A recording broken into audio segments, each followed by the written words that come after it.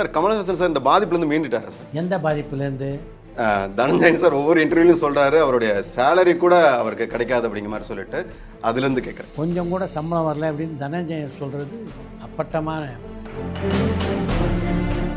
நெட்ஃப்ளிக்ஸில் எந்த அமௌண்ட் கொடுத்து வாங்கினாங்கன்னு ஏதாவது அப்படி? நெட்ஃப்ளிக்ஸில் நல்ல அமௌண்ட் கொடுத்தாங்க. இந்த படத்தை பொறுத்த வரைக்கும் ஏறக்குறைய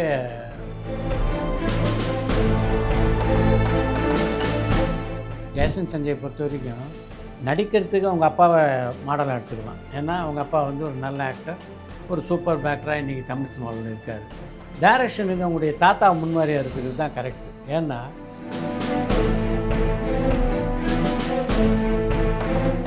மடோன் அஸ்வின் டைரக்ஷனில் விக்ரம் நடிக்கிறதா அந்த படம் என்ன சார் ஆச்சு? இதுலேருந்து ஒரு விஷயம் தெரியுது, நீ வந்து சினிமா செய்தியெல்லாம் படித்து ரொம்ப நாள் ஆகுது அப்படின்னு. அந்த படத்தை பொறுத்த வரைக்கும் அதில் பல மாற்றங்கள் நடந்துருச்சு.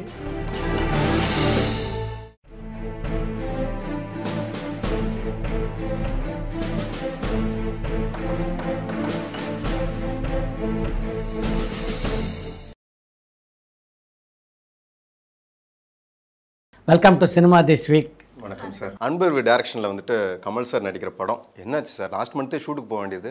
லாஸ்ட் மந்த்தில் ஆக்சுவலாக அவங்க போட்ட ஷெடியூல் படி பார்த்தா அந்த படம் இந்த நேரம் வந்து ஒரு 50% வளர்ந்துருக்கணும். அவ்வளோ முன்னாடி ஆரம்பிக்கிறதா இருந்தது. கமல் இந்த ஏஐ தொழில்நுட்பத்தை படிக்கிறதுக்காக அமெரிக்கா போனார்ல, அதில் முதல்ல ஒரு சின்ன தடங்கள் ஏற்பட்டது.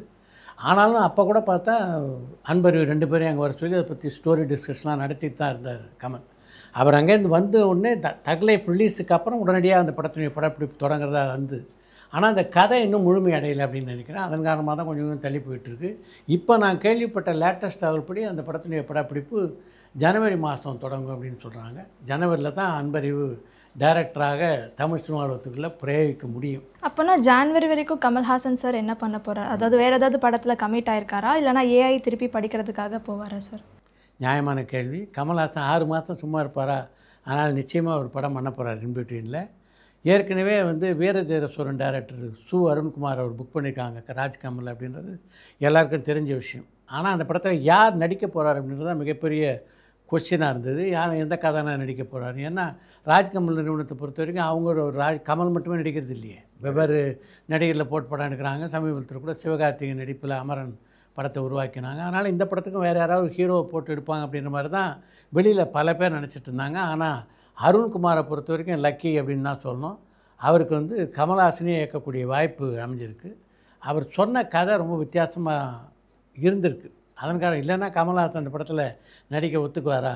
அதனால் இப்போ ஜனவரிக்குள்ளே இந்த படத்தை முடிச்சிடுறதா ஐடியா. அடுத்த வருஷம் தொடக்கத்தில் வந்து சு அருண்குமார் டைரக்ஷனில் கமல்ஹாசன் நடிக்கிற இந்த படம் வெளியாக வாய்ப்புகள் இருக்குது. சார் கமல்ஹாசன் சார் இந்த பாதிப்புலேருந்து மீண்டுட்டாரா சார்? எந்த பாதிப்புலேருந்து? தனஞ்சயன் சார் ஒவ்வொரு இன்டர்வியூலையும் சொல்கிறாரு அவருடைய சேலரி கூட அவருக்கு கிடைக்காது அப்படிங்கிற மாதிரி சொல்லிட்டு அதுலேருந்து கேட்குறேன். கமல்ஹாசன் சாருக்கு அந்த படத்துலேருந்து கொஞ்சம் கூட சம்பளம் வரலையா சார்? கொஞ்சம் கூட சம்பளம் வரல அப்படின்னு தனஞ்சயன் சொல்கிறது அப்பட்டமான உண்மை தான். அந்த படத்தை பொறுத்த வரைக்கும் என்ன அவங்க ஸ்கீம் வச்சுருந்தாங்கன்னா படத்தை முடிச்சிடுறது. படத்தை முடிக்கிறதுக்கு வந்து ஒரு ஃபஸ்ட் காப்பி இந்த ஆள் தொகைன்னு ஃபிக்ஸ் பண்ணாங்க. அந்த தொகையை வந்து மணிரத்னத்துக்கு கொடுத்துட்டாங்க. மணிரத்னத்துக்கும் சம்பளம் கிடையாது, கமல்ஹாசனுக்கும் சம்பளம் கிடையாது. 2 பேரும் அந்த படத்தினுடைய லாபத்தை பகிர்ந்து கொள்வது அப்படின்னு தான் அவங்களுக்குள்ள அக்ரிமெண்ட்டு. அதுக்கு ஒரு பர்சன்டேஜ் ஃபிக்ஸ் பண்ணிக்கிட்டாங்க. அநேகமாக வந்து கமல்ஹாசனுக்கு 70%, மணிரத்னத்துக்கு 30% இருக்கும்னு நினைக்கிறேன். இது ஊகம்தான். ஏறக்குறைய அந்த மாதிரி ஒரு விகிதாச்சாரத்தில் பகிர்ந்துக்கிறது அப்படின்னு முடிவெடுத்துட்டாங்க. ஆனால் இந்த படத்தை பொறுத்த வரைக்கும் யாருமே நினச்சி கூட பார்க்கல இப்படி ஒரு தோல்வி அந்த படம் தழுவும் அப்படின்ட்டு.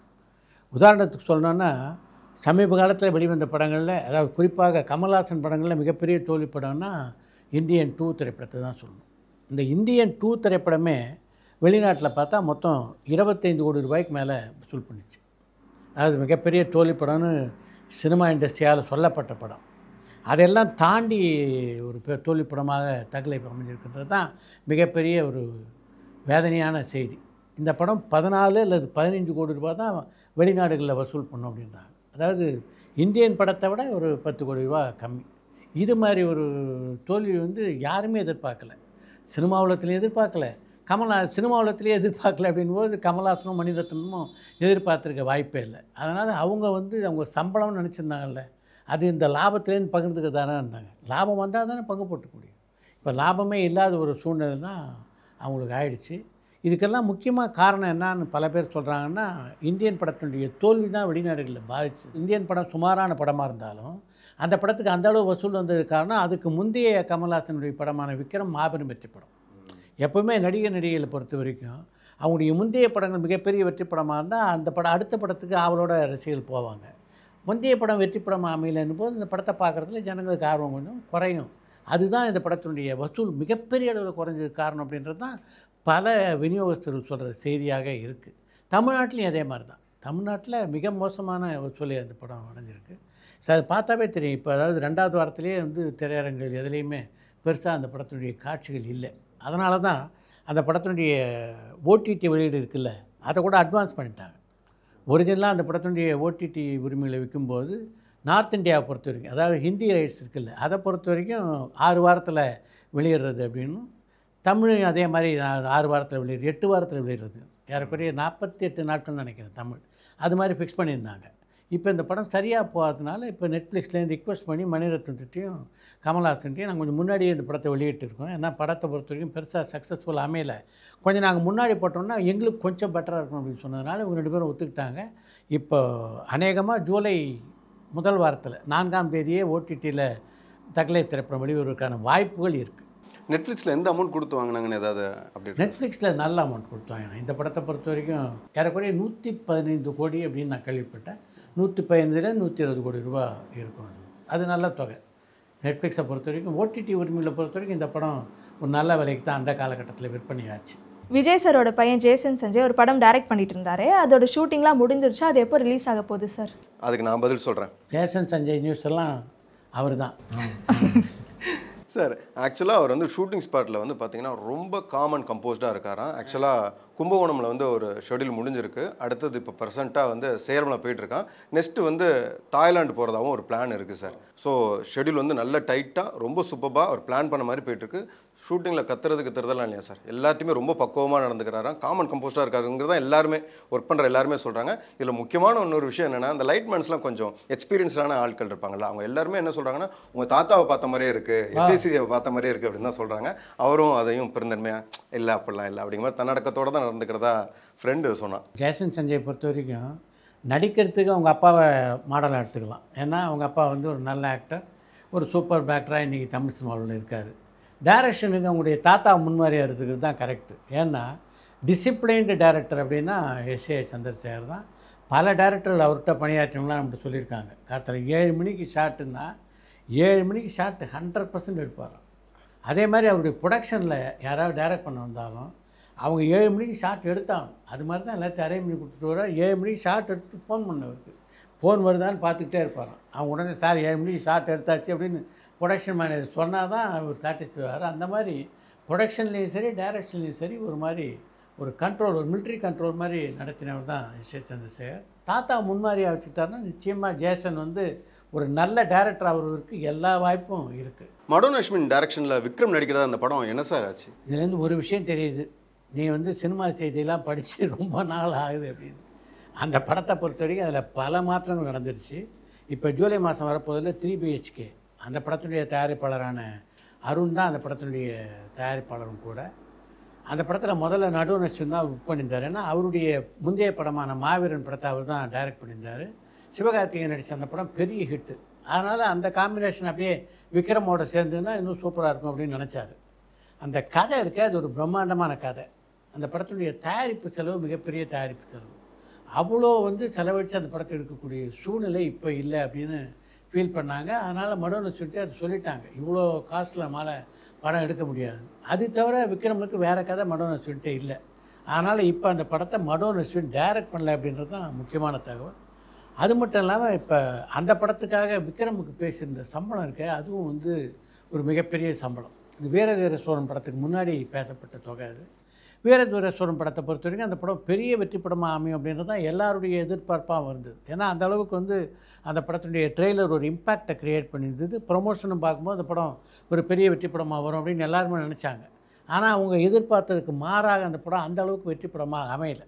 அதனால் விக்ரமுடைய சம்பளத்தை பற்றியும் அவங்களுக்கு கொஞ்சம் சின்ன சின்ன பிரச்சனை இருந்தது. அதை இப்போ பேசி சம்பளத்தை கொஞ்சம் குறைச்சிக்கிறது அப்படின்னு விக்ரம் முடிவு பண்ணிட்டார். இவங்களுக்கு ஒத்துக்கிட்டார். அதை இப்போ வந்து காம்பேக்டாக அந்த படத்தை எடுக்கக்கூடிய அளவில் ஒரு நல்ல மலையாள டைரக்டர் தேடிட்டு இருக்காங்க இந்த தயாரிப்பாளர்கள்.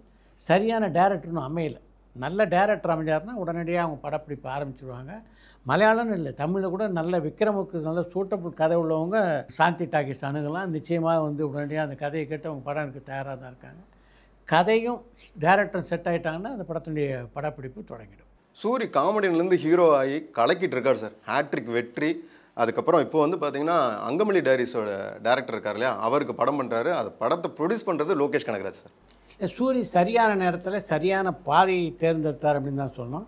இன்னும் அவர் தேர்ந்தெடுத்தார் என்பதை விட அவரை இந்த பாத்திரத்துக்கு சூஸ் பண்ண வெற்றிமாறனை சொல்லி ஆகணும். அதாவது சூரியனுடைய வாழ்க்கையை, சினிமா வாழ்க்கையை மடைமாற்றம் செய்ததுன்னா அது வந்து வெற்றிமாறன் தான். ஒரு குணச்சித்திர கதாநாயகன் ஆகிட்டார் அவர். எனக்கு தெரிஞ்சு நகைச்சுவை நடிகர்களில் ஹீரோவானதில் நிறைய பேர் படங்கள் ஹீரோவாக நடிச்சிருக்காங்க, அவங்களுக்கு வாய்ப்புகள் வந்திருக்கு. சில பேர் சொந்தமாக படம் தயாரிச்சிருக்காங்க. ஆனால் தொடர்ந்து பல வாய்ப்புகள் வந்து ஒரு நகைச்சுவை நடிகரை தேடி போகுதுன்னா அது வந்து சூரிக்கு தான் நிகழ்ந்திருக்கு அப்படின்னு சொல்லணும். பல பட வாய்ப்புகள் மலையாள பட உலகிலேருந்து அங்கமாலி டைரிஸ் படத்தை டைரக்ட் பண்ண டைரக்டர்ஸ் மட்டும் இல்லை, தமிழ் பட உலகில் ஒரு பக்கம் அமீர், இன்னொரு பக்கம் செல்வராகவன், இன்னொரு பக்கம் மிஷ்கின், இவங்கெல்லாம் சூரிக்காக கதாபாத்திரத்தை உருவாக்கிட்டு அவருடைய காட்சியத்துக்காக வெயிட் பண்ணுற நிலைமை இன்றைக்கி சினிமாவில் இருக்குது. அப்படின்னா சூரி எந்த பொசிஷனில் தமிழ் சினிமாவில் இருக்கான்னு பார்க்கணும். அதுக்கு முக்கியமான காரணம் அவர் ஏற்று நடித்த எல்லா படங்கள்லேயும் அந்த கதாபாத்திரத்துக்கு வந்து அந்தளவுக்கு உண்மையாக ஒரு உழைப்பை தந்திருந்தார். இப்போ மண்டாடி திரைப்படத்தினுடைய போஸ்டர் நான் பார்த்தோம். அந்த போஸ்டர் பார்க்கும்போது நம்மளுடைய ஆச்சரியமாக இருக்குது, சூர்யா இவர்னு. அந்தளவுக்கு ஒரு எமோஷன்ஸு ரொம்ப பிரம்மமாக இருக்குது. அந்த படத்தை பற்றி சத்யராஜ் கூட என்கிட்ட சொன்னார். நம்மளுடைய சூரிய பேட்டியில் கூட நான் அதை சொன்னேன். அந்த படமே ரொம்ப அற்புதமான படம் சார், சூரிய கேரக்டர் அவ்வளோ சூப்பராக இருக்குது அப்படின்ட்டு. இது மாதிரி நல்ல நல்ல கேரக்டரை தேடி போகிறாரு. அதை விட முக்கியமான விஷயம், அந்த கேரக்டரை முழுமையாக திரையில் அவரால் கொண்டாட முடியுது. இப்போ மாமன் திரைப்படத்தில் பார்த்தா நிஜமாக ஒரு மாமனாக வாழ்ந்தார். மாமன் திரைப்படத்தை பொறுத்த வரைக்கும் சூரிக்கு வந்து ஒரு டபுள் வெற்றி அப்படின்னு தான் சொல்லணும். ஒரு பக்கம் ஹீரோவாகவும் வெற்றி, இன்னொரு பக்கம் கதாசிரியராகும். அவருடைய கதையே ஜெயிக்கிறது அப்படின்னு கதை இந்த படம் ஜெயிக்காமல் போயிருந்தா என்ன சொல்லியிருப்பான் எல்லாரும், சூரி வந்து நடிக்கிறது ஓகே, ஏன் கதையெல்லாம் உனக்கு எழுதி அதான் எழுதுறதுக்கு சினிமா உலகத்தில் எத்தனையோ பேருக்கான அவன் எழுத மாட்டான்னு இருப்பான். எப்போவுமே சினிமா உலகத்தை பொறுத்த வரைக்கும் ஒருத்தர் வெற்றி பெற்றுட்டாருன்னா வேறு. இதே ஹீரோ ஆனது கூட அதுதான் நிலைமை. சூரிய இந்த கேரக்டர் ரோலில் இத்தனை படங்கள் ஜெயிச்சிட்டாரு. இப்போ 4-5 டேரக்டர்ஸ் அவர் பின்னாடி அவருடைய டேட்டுக்காக இருக்காங்க. பல பேர் அவரை வந்து ஒப்பந்தம் பண்ணி படம் காத்துட்ருக்காங்கலாம் வேறு. இதே வேறு மாதிரி நடந்திருந்து சினிமா ஏதாவது சரியாக போகாமல் இருந்ததுன்னா என்ன இருப்பாங்க, நல்ல காமெடிகள் நடிச்சிட்டு இருந்தால் அதையே நடிக்க வேண்டியது தானையா, எதுக்கு இது மாதிரி மாறணும் ஹீரோவான். நல்ல பாதையை தேர்ந்தெடுத்தது மட்டும் இல்லாமல் அந்த பாதையில் சரியாக பயணிக்கிறார் சூரிய அப்படின்னு தான் சொல்லணும். அதன் காரணமாக தான் இந்த அளவுக்கு வெற்றி வந்து அவருக்கு தொடர்ந்து வந்துக்கிட்டு இருக்கு. தேங்க்யூ. அடுத்த சினிமா தேஸ் வீக் நிகழ்ச்சியில் சந்திப்போம். மேம்படுத்தப்பட்ட சமூக பொருளாதார வளர்ச்சியை அடைய மக்களுக்கு வழிகாட்டுவதே மக்கள் நீதி மையத்தின் முதன்மை பணி.